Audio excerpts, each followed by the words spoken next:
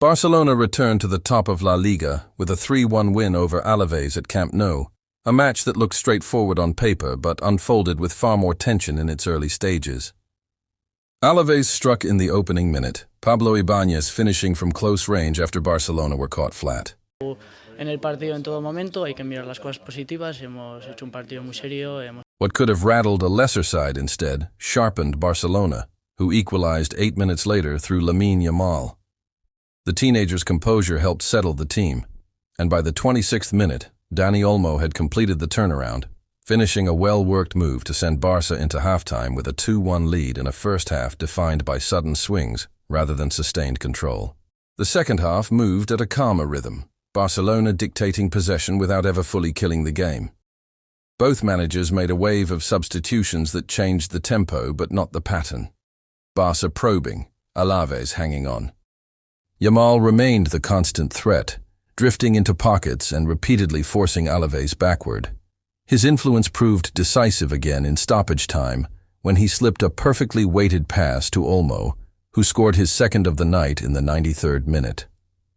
Olmo's brace and Yamal's goal-plus-assist combination were the difference in a match where Barcelona's quality eventually overwhelmed the 14th-placed visitors, even if the early scare lingered longer than expected.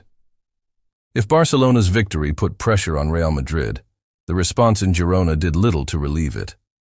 Madrid needed a win to reclaim the top spot, but instead produced a disjointed display that ended in a draw and handed the initiative back to Barcelona.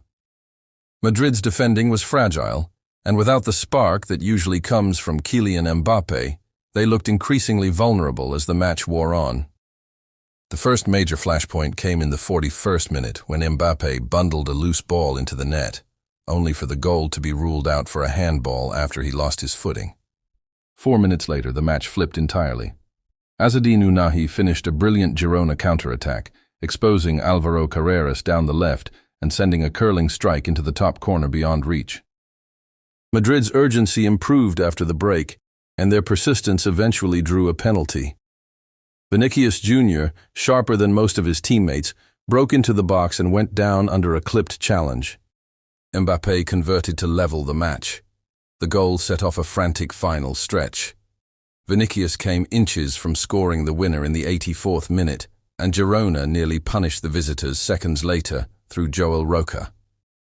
The game stretched.